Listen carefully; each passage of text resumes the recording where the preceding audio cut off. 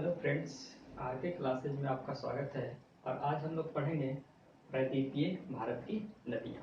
ठीक है, इसके पहले हम लोग पढ़ चुके हैं कि हिमालय से निकलने वाली नदियाँ कौन कौन सी थी। 3 नदी के बारे में हम लोग पढ़े हैं। एक था गंगा नदी हो गया, ब्रह्मपुत्र नदी और एक सिंधु नदी। ठीक है, आज हम लोग पढ़ेंगे प्रायद्वीपीय भारत की नदी। ठीक है, तो इसके बारे में पढ़ने से पहले थोड़ा सा जान लेते हैं और कुछ कुछ चीज़ें जानने की है। ठीक है, जैसे हम लोग पढ़े थे कि ये जो इंडियन प्लेट है ये टूट करके बना है अफ्रीका के प्लेट से। ठीक है, तो ये सारे जो आप देख रहे हैं कि इंडिया का जो प्रायद्वीपीय भारत है वो हिमालय से बहुत पुराना है। ठीक है, तो ये सारी नदियाँ जितने भी प्रायद्वीपीय भारत की नदियाँ होगी वो हिमालय से जो नदियाँ निकली है उससे बहुत ही पुरानी नदियाँ हैं। ठीक है, ये हो गया कि ये सारी नदियाँ क्या हैं, हिमालय की जो नदियाँ हैं उससे ये सारी नदियाँ पहले से बह रही है।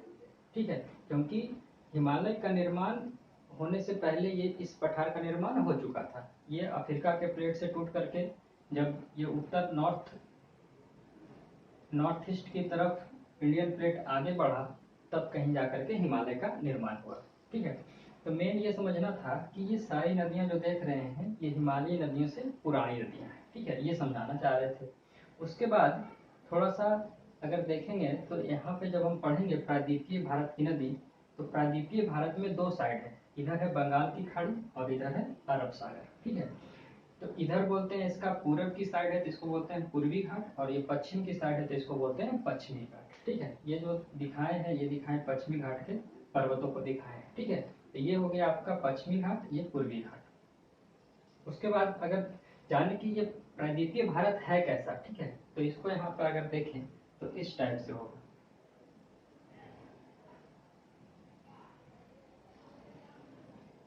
प्रायद्वीपीय भारत इस टाइप से है कि अगर इसको अगर मान लेते हैं ये पश्चिमी घाट है, ठीक है, और ये आपका पूर्वी घाट है, तो पश्चिमी घाट ये पूरा ढलान है, सीधा सीधा यहाँ से नदी अगर गिरती है तो सीधा आकर के इधर गिरती है, और ये थोड़ा सा कम ढलान है, पूर्वी घाट थोड़ा कम ढलान है।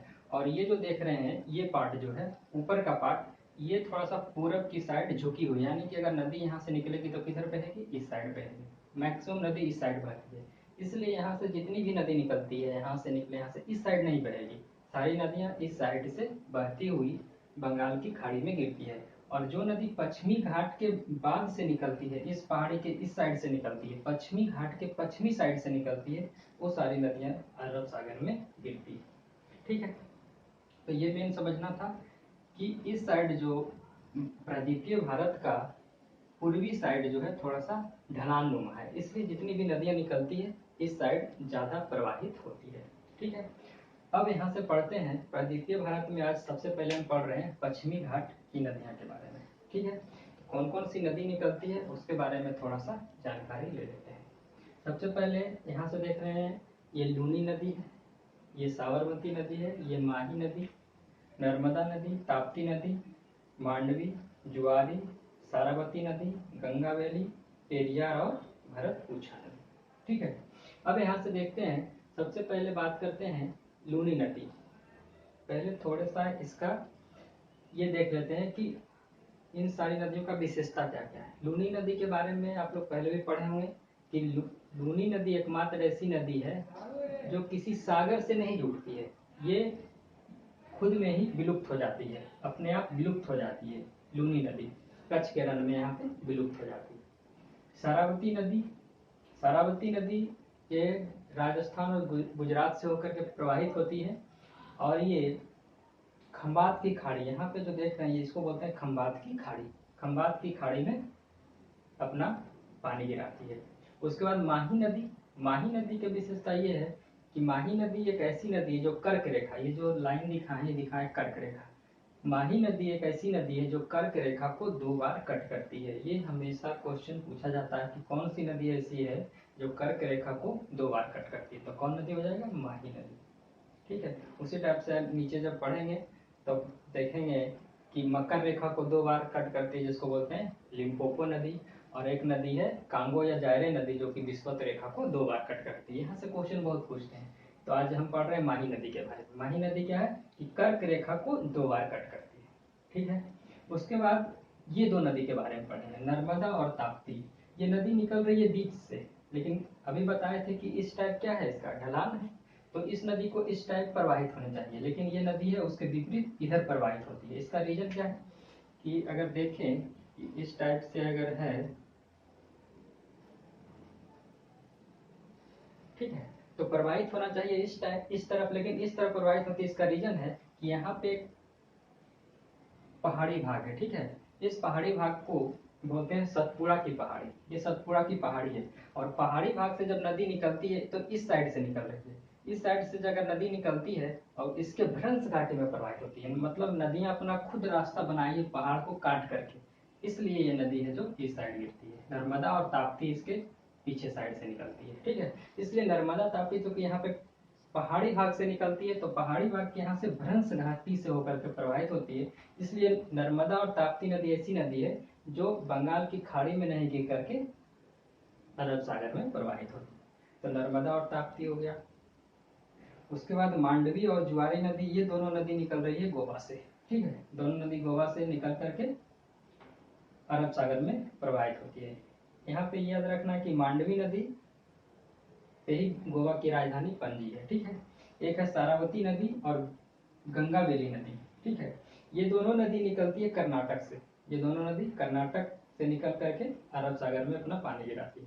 पेरियार और भरतपुछा ये दो नदी केरल में प्रवाहित होती है, ठीक है। अब थोड़ा सा डिटेल्स में पढ़ते हैं। सबसे पहले आते हैं लूनी नदी के बारे में। लूनी नदी जो है दो राज्यों से होकर के प्रवाहित होती है। ये जो आप देख रहे हैं यहाँ से लगभग इस टाइप से पड़ेगा आपका गुजरात, और इधर पड़ जाता है आपका राजस्थान। राजस्थान यहाँ से कहीं ऐसे पड़ेगा इस साइड, ठीक है, इस नदी को ऐसे मिलाते हुए, और इधर पड़ता है मध्य प्रदेश, और यहाँ से ऐसे पड़ता है इधर महाराष्ट्र। मैप में आप देख सकते हैं, ठीक है। अब यहाँ से पढ़ते हैं लूनी नदी के बारे में। तो लूनी नदी कहाँ से निकलती है, तो लूनी नदी जो है अरावली की पहाड़ी यहाँ पे है। कहाँ पे है, अरावली की पहाड़ी राजस्थान में है। लूनी नदी वही अरावली की पहाड़ी से निकलती है, और राजस्थान के अरावली से निकलती है और गुजरात के कच्छ में आकर के विलुप्त हो जाती है। यानी कि लूनी नदी की बात करें तो ये दो राज्यों से होकर के प्रवाहित होती है। निकलती कहाँ से, राजस्थान से, और राजस्थान से बहते हुए गुजरात में आकर के कच्छ के रण में गिर जाती है, मिल जाती है। ये आप देख रहे हैं यहाँ से ये जो क्षेत्र है इसको बोलते हैं कच्छ, और इधर बोलते हैं इसको सौराष्ट्र का क्षेत्र, ठीक है। तो कच्छ में आकर के मिल जाती है। ये नदी ऐसी नदी है जो समुद्र में आकर के अपना पानी डायरेक्ट नहीं गिराती है, ठीक है। उसके बाद बात करते हैं साबरमती।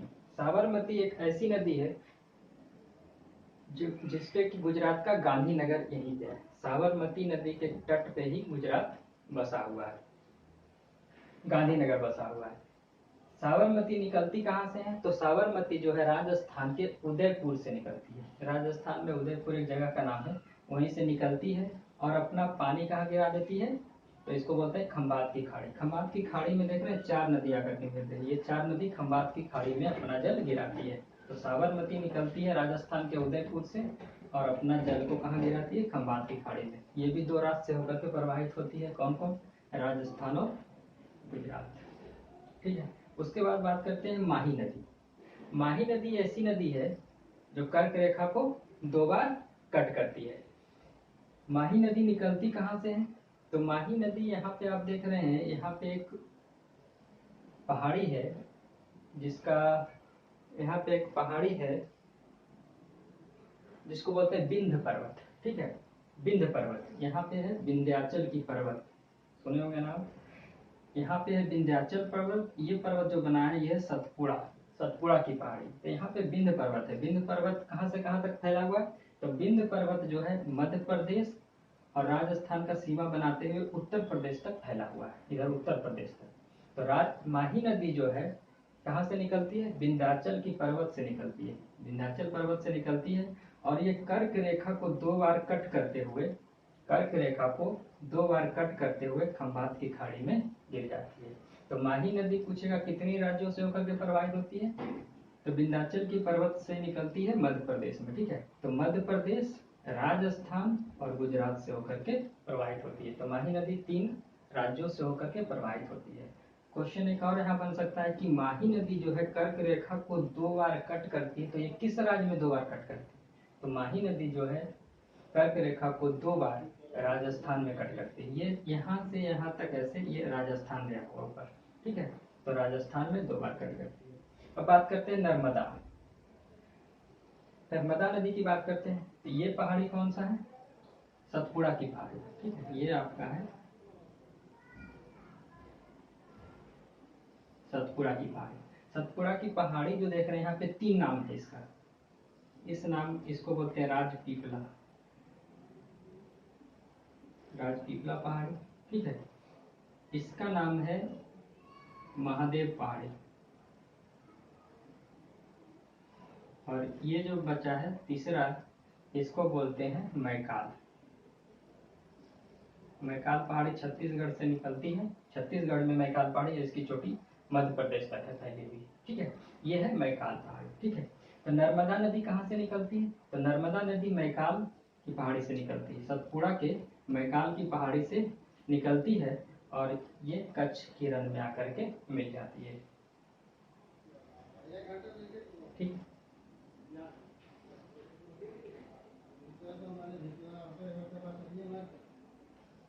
खंबात की खाड़ी होगा, ठीक है, कच्छ का रन वो देते, कच्छ का रन यहाँ पे, ठीक है।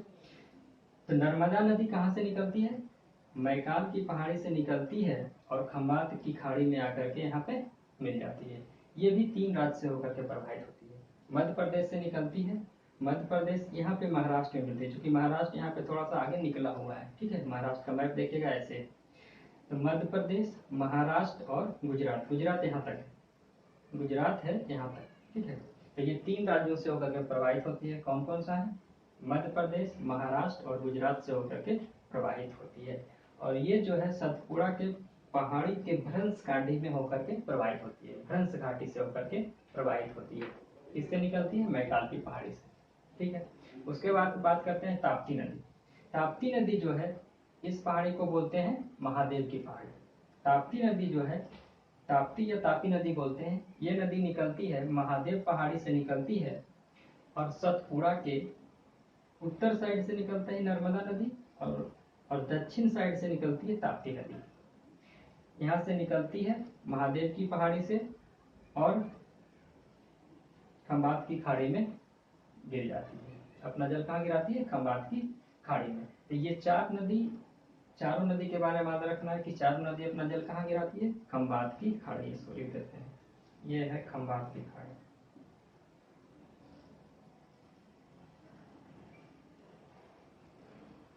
खंबात की खाड़ी में अपना जल गिरा देते हैं, ठीक है।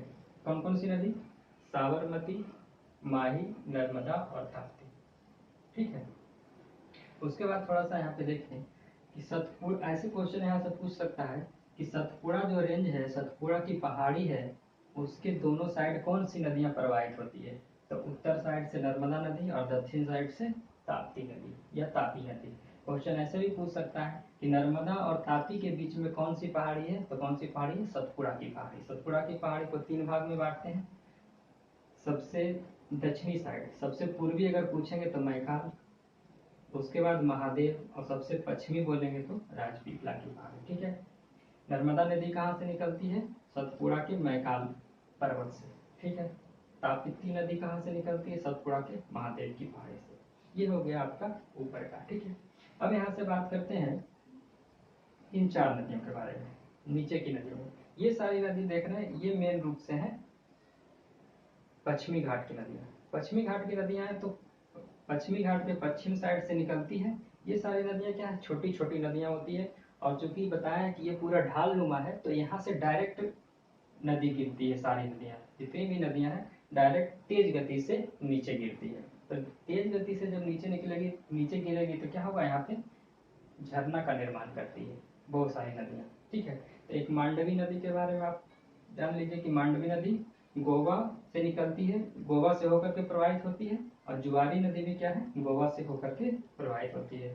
मांडवी नदी का एक क्वेश्चन यहाँ से बनेगा कि गोवा की राजधानी पणजी जो है, किस नदी के किनारे है? तो मांडवी नदी के किनारे, ठीक है। यहाँ से क्वेश्चन बनेगा सारावती नदी और गंगावेली नदी। सारावती नदी और गंगावेली नदी कहाँ से प्रवाहित होती है, कौन से राज्य से होकर के, तो कर्नाटक राज्य से होकर के प्रवाहित होती है।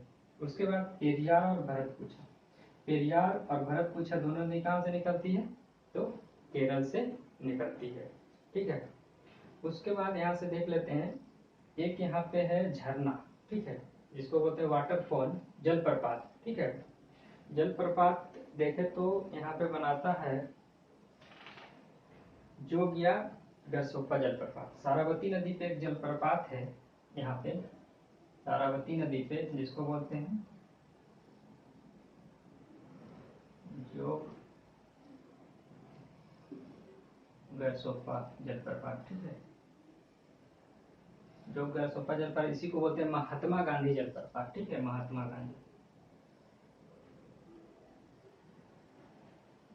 गांधी जलप्रपात भी बोलते हैं। ये कहाँ है, सारावती नदी पे, और कहाँ पे है, तो कर्नाटक में। यहाँ से क्वेश्चन बनता है। एक क्वेश्चन यहाँ बनता है कि ताप्ती नदी के किनारे यहाँ पे सूरत है, सूरत यहीं पे है, तो पूछ सकता है कि सूरत शहर किस नदी के किनारे बसा है, ताप्ती या ताप्ती नदी के किनारे बसा हुआ है। ठीक है, उसके बाद बात करें तो नीचे से ज्यादा क्वेश्चन बनेगा नहीं। पेरियार नदी हमेशा पूछता है ना, केरल में है, यहाँ से क्वेश्चन ये बन सकता है।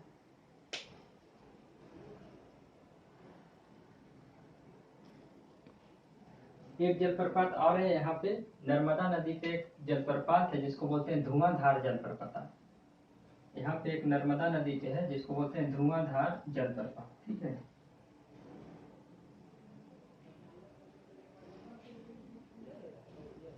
धुआंधार जलप्रपात कहाँ है, नर्मदा नदी पे है, और ये पड़ता है आपका मध्य प्रदेश में, यहाँ पे कहीं है। ठीक है, यहाँ से गिरती है जलप्रपात, ये मध्य प्रदेश में कहीं है। ठीक है, मध्य प्रदेश में। ये हो गया धुआं। अब यहाँ से क्वेश्चन बन सकता है कि जो ये अरब सागर में जल गिराने वाली सबसे बड़ी नदी कौन सी है, तो अरब सागर में जल गिराने वाली सबसे बड़ी नदी हो जाएगी नर्मदा नदी। यहाँ से दिख भी रहा। तो अगर पूछे क्वेश्चन कि प्रदीपीय भारत की सबसे लंबी नदी कौन सी है जो अरब सागर में अपना जल गिराती है, तब होगा नर्मदा नदी। लेकिन सिर्फ पूछे आपका कि प्रदीपीय भारत की सबसे लंबी नदी कौन सी है, तो दूसरी नदी हो जाएगी जिसको बोलते हैं हम, ये इस साइड प्रवाहित होती है। ठीक है, अभी नाम नहीं याद आ रहा, तो उस नदी का नाम हो जाएगा। ठीक है, ऐसे पूछेगा तो वो नदी कहाँ गिराती है अपना जल, वो गिराती है बंगाल की खाड़ी में, गोदावरी नदी बोलते हैं। ठीक है, तो गोदावरी नदी जो है अपना जल कहाँ गिराती है, बंगाल की खाड़ी में। तो पूछे प्रदीपीय भारत की सबसे लंबी नदी कौन सी है, तब गोदावरी नदी बोलेंगे। लेकिन अगर स्पेसिफिक कर दे कि प्रदीपीय भारत की ऐसी सबसे लंबी नदी कौन सी है जो अपना जल जो है अरब सागर में गिराती है, तो इस साइड नदी गिराने वाली कौन सी हो जाएगी, नर्मदा नदी। दूसरी सबसे बड़ी नदी जो अरब सागर में अपना जल गिराती है, तो कौन सी नदी हो जाएगी, ताप्ती या ताप्ती नदी। ठीक है, पूरे प्रदीपीय भारत की नहीं, सिर्फ वैसी नदी जो अरब सागर में अपना जल गिराती है। ठीक है, पूरे प्रदीपीय भारत की बात करेंगे तो इधर बहुत सारी नदी जल गिराती है जो कि इन दोनों से बड़ी है, जैसे गोदावरी नदी। ठीक है,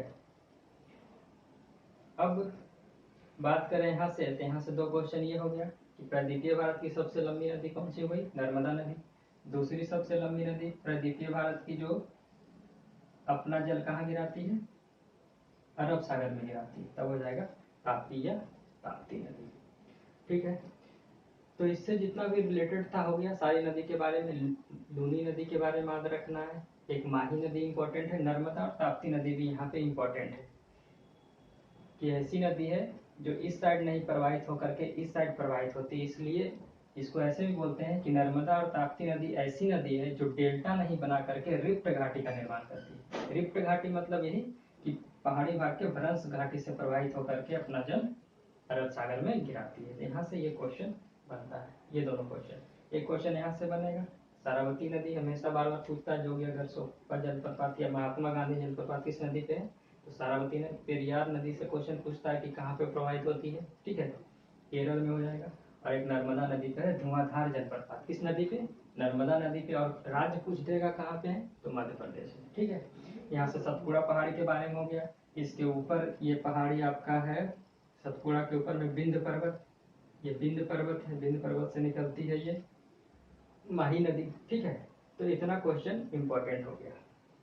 तो ठीक है, इसके बाद आगे पढ़ेंगे कल, जिसमें हम पूर्वी घाट के बहुत सारी नदियों के बारे में पढ़ेंगे, क्योंकि मैक्सिमम नदी जो निकलती है यहाँ से सारी इस साइड प्रवाहित होती है। क्यों प्रवाहित होती है? क्योंकि इस साइड क्या है, ढालनुमा है इस साइड, प्रद्वीपीय भारत। ठीक है, इस साइड वही नदी प्रवाहित होगी जो पश्चिमी घाट के पश्चिम साइड से निकल के प्रवाहित होगी। ठीक है, तो इतना ही रखते हैं आज। तो इसके बाद आगे क्लास कल पढ़ेंगे, जिसमें हम लोग पूर्वी घाट की नदियों के बारे में पढ़ेंगे डिटेल्स में। ठीक है, ओके, थैंक यू।